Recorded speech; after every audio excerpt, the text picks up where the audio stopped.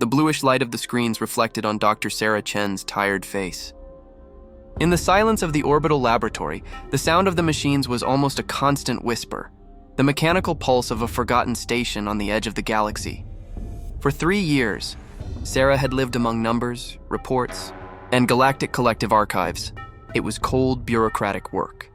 But that night, fate decided to reveal what lay hidden beneath the perfect facade of the stellar civilization. She hadn't been looking for anything unusual, just cargo records. But the search algorithm returned an encrypted file, and that was strange. The Collective always prided itself on transparency, so why hide something? Curiosity overcame exhaustion. For 2 whole days, Sarah deciphered layer after layer of digital security. And when she finally broke the last password, what appeared on the screen made her heart stop. Names, ages, locations, all human, all children. The youngest was 5, the oldest 14. There were thousands of names. Sarah scrolled through the screen, her eyes unfocused. Next to each name, a destination. Mining facilities on toxic planets. Industrial platforms on airless moons. Places where no child should be alive. She opened the second file. Images. And the air seemed to vanish from the lab. Small silhouettes, dressed in protection suits far too heavy for their bodies, chains, empty eyes. Faces far too thin for childhood. Sarah pushed her chair back. The floor seemed to move beneath her. 23 years earlier, Earth had joined the Galactic Collective. At the time, it was celebrated as the greatest achievement in human history. Cures for diseases, interstellar travel, incomprehensible technology, but what no one knew was that to the rest of the galaxy, humans were not equals. They were tools, fragile, emotional, disposable, perfect workers. Sarah checked the dates. The first disappearances began 20 years ago. A few at first, remote colonies on Mars, mining stations near Jupiter's belts. But the pattern was clear, always far from Earth, always where no one would ask questions. 50,000 children, gone. The number seemed impossible. But the data didn't lie. With trembling hands, Sarah copied the files onto a hidden drive and sent an urgent message to her supervisor. The response came an hour later. Your clearance level is insufficient to access these files. Delete all copies immediately. This matter is classified. Sarah went cold. She tried contacting Earth's embassy on the station. Message blocked. She tried a secure military channel. Disconnected. Someone knew what she had seen, and now they were trying to silence her. That night, alone in her quarters, Sarah looked out the window at the planet below, a sphere covered in purple haze. The stars seemed farther away than ever. She thought of her niece on Earth, 8 years old. Loud laughter, eyes full of curiosity, and she imagined, what if it were her in those images? There was no choice. The information had to reach Earth, but the Collective monitored everything. Every transmission, every data packet, every digital whisper. So when help came, it was from where she least expected. Grix, a Vouth trader, golden-scaled and sharp-eyed. She knew him. She had once helped translate Earth poetry for his daughter. I need you to take something to Earth, Sarah said, her voice barely a whisper. Grix watched her silently. What you're asking is dangerous, for both of us. I know. And what does it contain? Proof. When she told him, he didn't react for several seconds. Then his scales darkened, a clear sign of rage among the Vouth. Children? He asked. They take children? You didn't know? The Collective has many secrets, he said. But this is evil. Sarah took a deep breath. So you'll help me?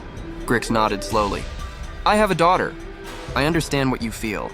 Yes, Doctor. I'll take your message. She hid the data drive inside a tin of Earth tea. If they catch me, she said, tell Earth I found the truth. 2 weeks later, Sarah was arrested, charged with theft of classified data, with treason, but she didn't care. What mattered was that the file was on its way, and when it finally reached Earth, it changed everything. Traditor Outlier Dis. The transmission arrived on a Tuesday morning, as if the entire universe had conspired to make routine the thin line between before and after. Grix's data disk opened a window in the cold atrium of Earth Defense Headquarters. The images and lists flickered across Admiral Marcus Webb's screen while his pale, tense aide repeated, "You need to see this, sir." Webb watched in silence.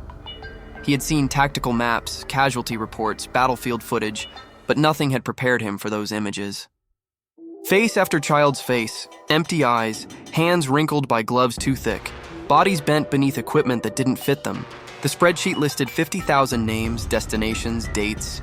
Each line was a stolen childhood. Within minutes, Webb had activated communications. The Security Council was urgently convened. In the chamber, voices that usually weighed every word now sliced through the air with fury. The Secretary General called for calm. The press demanded transparency. Politicians demanded action. Mothers and fathers, only hours before busy with their routines, now crowded in front of screens, crying, shouting, demanding justice. Webb turned toward the planet outside his office window, a blue-white sphere so familiar and, that morning, almost sacred. He thought of the children, of his own granddaughter, imagined faces and voices that could be taken away. The soldier who had spent a lifetime drawing battle lines, who knew the cost of violence better than any speaker in that chamber, felt the pulse of decision rise. 2 hours later, the council voted. It wasn't a cold decision, it was a vow. The vote was nearly unanimous. The sentence Webb spoke at the end of that meeting would enter the archives. "We're bringing them home." He didn't ask for permission. He demanded readiness. The public reaction was visceral. The images leaked across the entire planetary network. Millions marched to the Collective's embassies. Posters of children's faces covered streets and squares. Embassies were surrounded. Sirens wailed. On the nights that followed, crowds held vigils with small lanterns, photographs, and lullabies sung in many languages. The Collective replied through its official spokesperson, a graceful being with multiple appendages named Ambassador Thelnix. The statement tried to rationalize statistical loss, labor contracts, human resources suited to hostile environments. By the logic of numbers, it might have sufficed. By the measure of humanity, it was obscene. Among military ranks, Webb assembled a secret committee. Special operations, logistics, intelligence, war communications. Forces from the moon, from Mars, from the young colonies. Everything was mobilized. Civil factories were retooled into weapons plants. Shipyards doubled their pace. In 6 weeks, 400 vessels, military and armed civilian, were ready for jump. The will of the people became a tide. 2 million volunteers offered their names, for combat, for medicine, for logistics, for rescue, for kitchens. Pilots, engineers, parents, elders, more volunteers than slots to fill. Webb and his staff were stunned by the intensity of it. This was beyond patriotism. It was something primal, the protection of children as the defining act of a species. Kenji Tanaka, a fleet veteran and broken father, answered the call at an overflowing recruitment post. Emma, his daughter, lost in an accident, the official record said, burned in his thoughts like an open wound. When Webb offered him command of the ground assault unit for the first operation, Kenji didn't hesitate. Yes, where and when? The following weeks were a clinic in precision: selection, medical screening, tactical briefings, psychological warfare. The unit was formed from specialists: demolition engineers, medics, linguists, hackers, psychologists. While Earth transformed itself into a machine of purpose, Sarah Chen remained imprisoned aboard the Collective's orbital station. Her detention was formalized under charges of security breach, data theft, treason against peace protocols. There was no fair court there, the only procedure. Yet, despite the cell and the threats, Sarah did not break. News slipped through improvised transmissions, protests on Earth. A flicker of relief burned in her chest. The truth had escaped control. Grix, the Vioth who had delivered the disc, evaded trackers through a narrow, revered trade route. He took enormous risks. Smugglers who defied the Collective paid dearly. In the star market, some gazes turned wary, others grateful.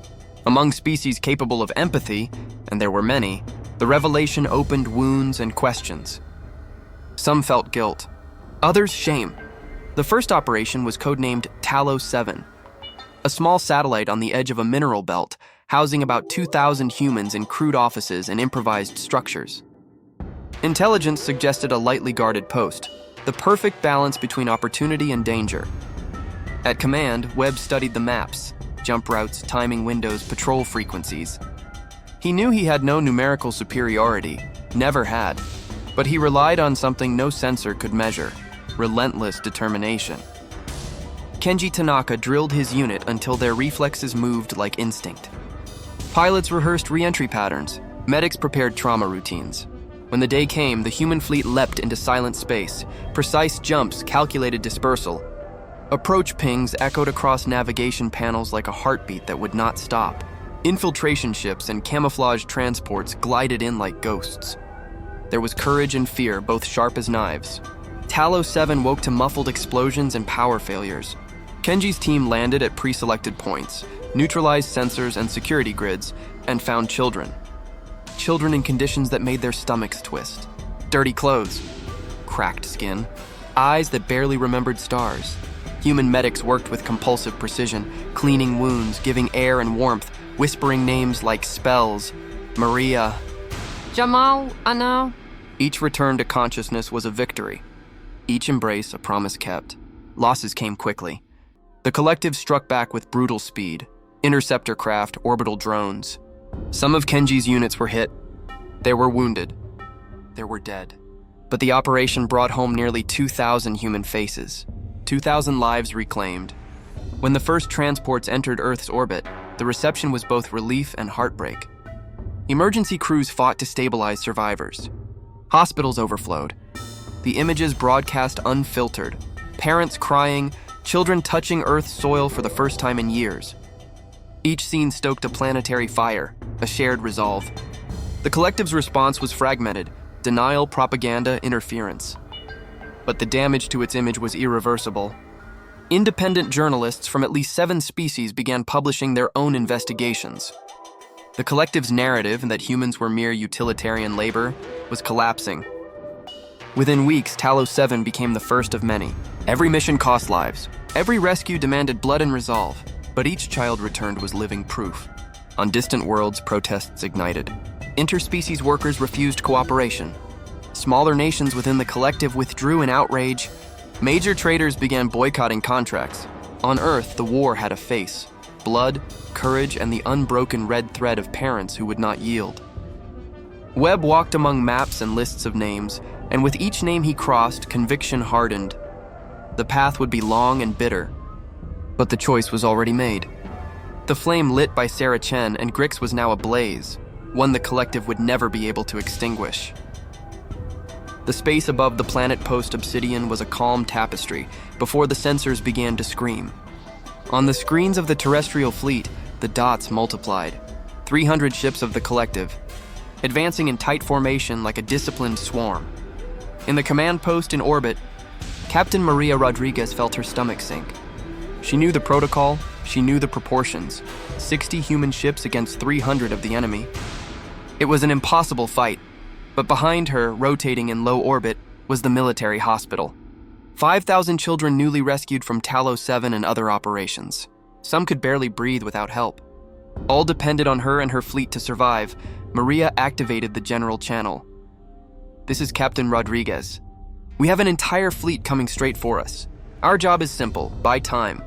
Every minute we stand is a transport full of children reaching the safe jump. No enemy ship crosses this line. None." The responses came almost at the same time, from captains, pilots, and engineers.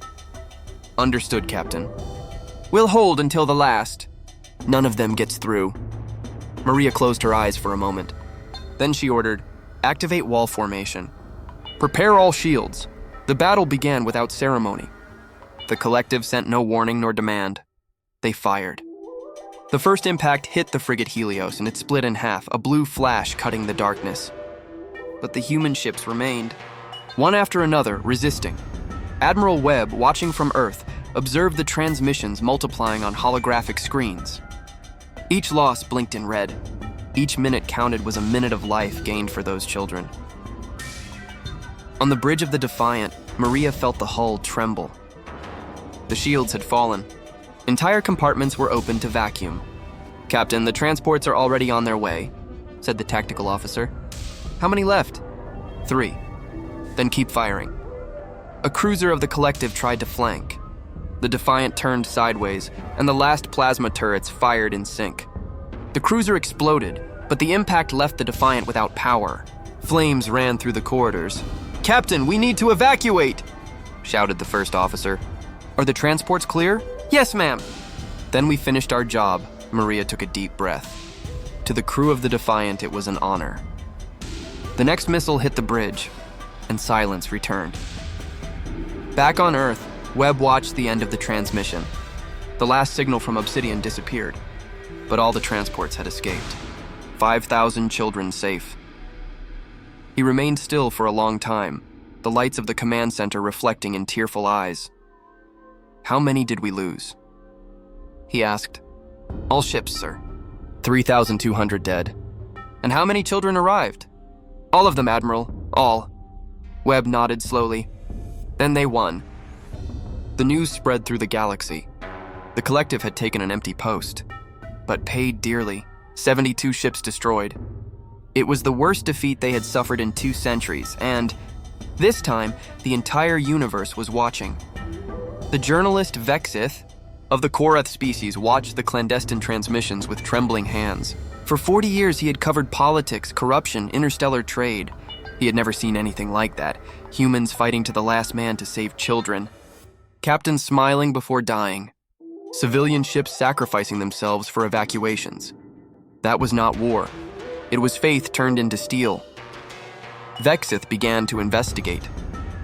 He visited industrial planets, interrogated alien supervisors. On Kelmar 3, he found old records, false contracts, shipping lists describing juvenile biological resources. And buried in a corrupted folder, the final proof. Orders signed by the very Council of the Collective. He published everything. The headlines spread. Other journalists followed the trail. Abandoned stations, cemeteries of children on forgotten moons, irrefutable evidence. Entire species began to question the Empire. The Andorians, known for their code of honor, were the first to break the silence. Their ambassador, with silver skin, spoke before the council. "We were deceived. We were accomplices to atrocities. The humans are right to fight. The Collective has lost its soul. After them came the Zenturi, the Korarath, and other smaller peoples.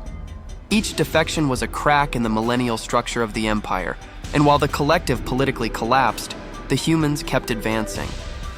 6 successful missions in 3 months, 9,000 children rescued, thousands of soldiers dead, but no retreat.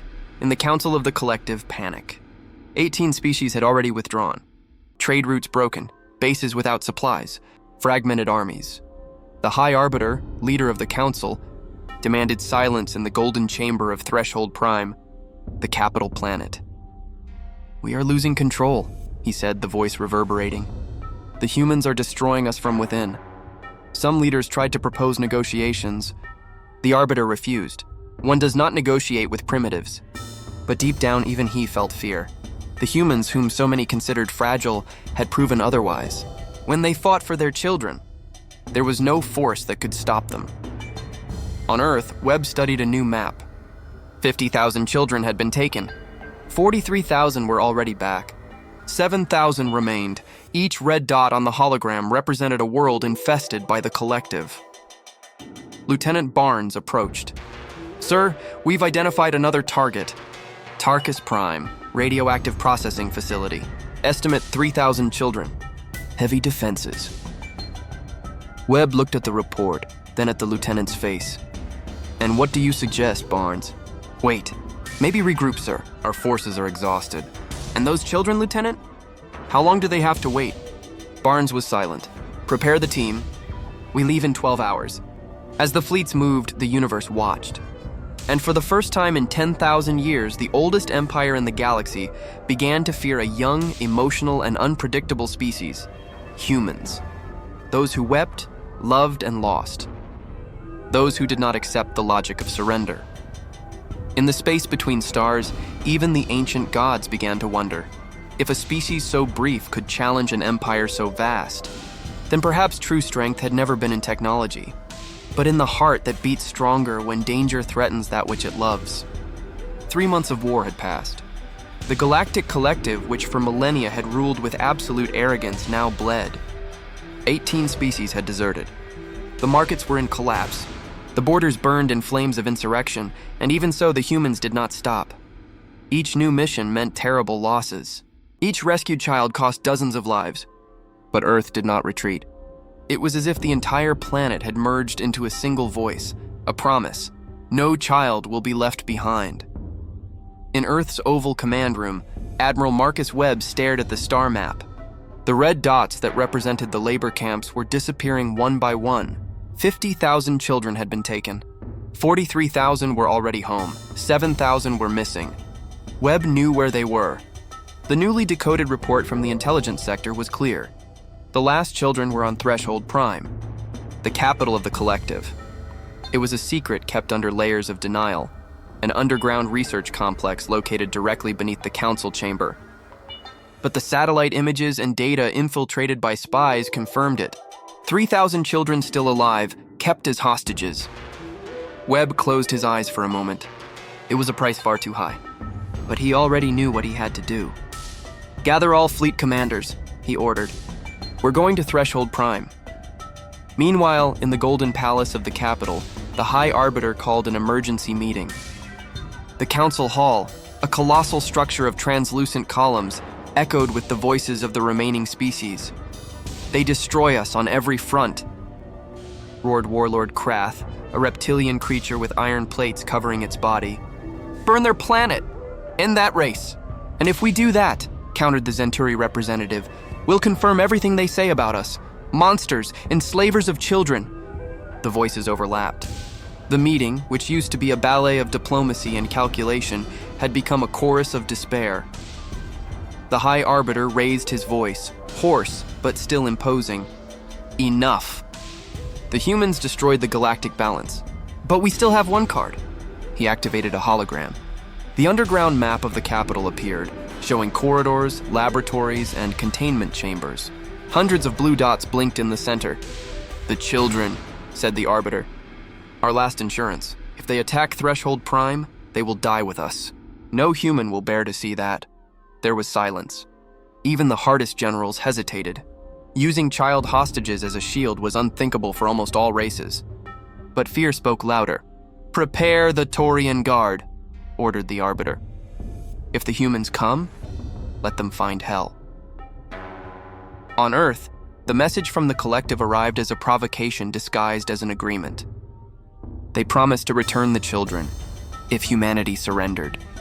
If it accepted judgment, if it paid reparations for damages caused to the Empire. Webb read the document in silence. Lieutenant Barnes waited for a response. "They want us to kneel," said Webb, his gaze fixed on the window. "To apologize for rescuing our children." "Sir, what will we answer?" Webb took a deep breath. "Turn on the cameras. We'll speak to the entire galaxy." 6 hours later, Webb's message was broadcast on all channels, invading civil, military, and diplomatic frequencies. He was in uniform, standing before the emblem of Earth, his face hard, his voice firm. "To the Council of the Galactic Collective. You offered us peace in exchange for submission. You asked us to kneel and called it an agreement. Listen well, we do not negotiate with those who enslave our children. You took 50,000 children from their families. You made them work in toxic mines, die in radioactive factories. You called it statistically insignificant. Then know this, you kidnapped the only thing that makes us dangerous: love. Want to negotiate? Here are our terms. Deliver all the children. Surrender unconditionally. Each one of you will be judged for crimes against life. You have 48 hours. After that, we're coming for you." The transmission ended. Throughout the universe, silence spread. No other empire had ever defied the Council that way. But what frightened the most were not the words. It was the cold conviction with which they were spoken. In the palace of the Collective, the High Arbiter heard the message standing, motionless. Warlord Krath roared in rage. "They dare threaten us! We must attack Earth and erase this insult!" But the Arbiter remained silent. He knew what Krath still refused to accept. Half of the loyal species had already deserted. The fleets were disorganized. And above all, the humans did not lie when they promised war. "Mobilize everything," said the Arbiter finally. The Taurian Guard, the Council's ships, every weapon we have left. They want to come? Then we'll receive them in the heart of the Empire. 4 weeks later, the sky of Threshold Prime lit up. Simultaneous jumps opened portals of light across the entire sector. 180 human ships and what remained of the fleet emerged, followed by Andorian, Carathian, and other races that had deserted the Collective.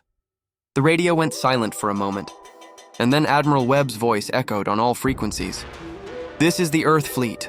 You stole our children. We came to get them," and the stars exploded in fire. The Battle of Threshold Prime was the greatest in galactic history.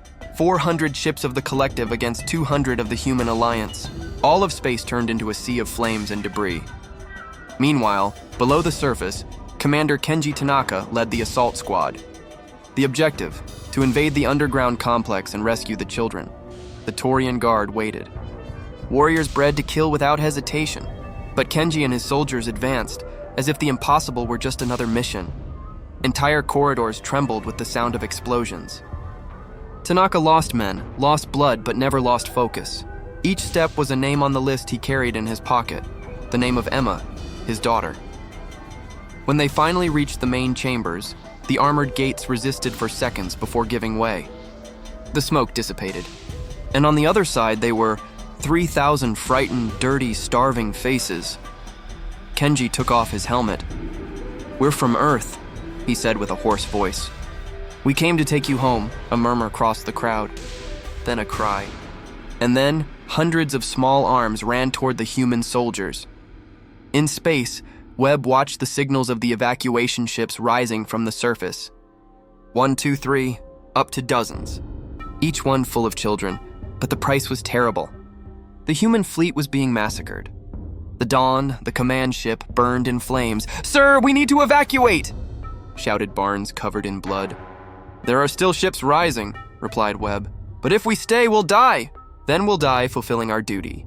For 8 hours, the battle dragged on. When the last transport jumped into hyperspace, Webb finally gave the order to withdraw. Earth had won. But victory had cost almost everything. The next day, the transmission of the human invasion spread throughout the galaxy. The videos showed the underground chambers, the freed children, the soldiers hugging small, fragile bodies. No propaganda of the Collective could erase those images. The last loyal species abandoned the Council. The Empire, with 10,000 years of dominance, collapsed in a single day. The High Arbiter was arrested, the generals judged, and the name Galactic Collective came to mean only shame. 6 months later, Earth held a ceremony at the old lunar landing field. 50,000 children were there, all the survivors. 7,000 names were engraved in black marble, illuminated by eternal torches. Admiral Webb stepped onto the stage. The uniform worn, the gaze distant. "We lost 20,000 soldiers. We lost 200 ships. We almost destroyed our own civilization." He looked at the crowd, families, orphans, veterans, journalists, allied aliens. "But we brought our children home. And if it were necessary, we'd do it all again. Because that's the difference between us and them." They calculated losses. We counted names, silence, then applause. Thousands of mixed voices, human and alien, repeating the same mantra that would be born from this war: "We protect our own," and thus ended the war of the lost children. An empire fell. A species was reborn, and the universe learned, finally, what it means to challenge humanity. Not a force of destruction, but a force of love that, when threatened, becomes the most dangerous of all. But this is only one of the many stories forgotten at the frontiers of time.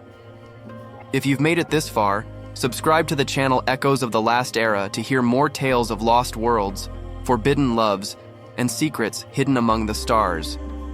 Leave a like, share, and until the next Echo.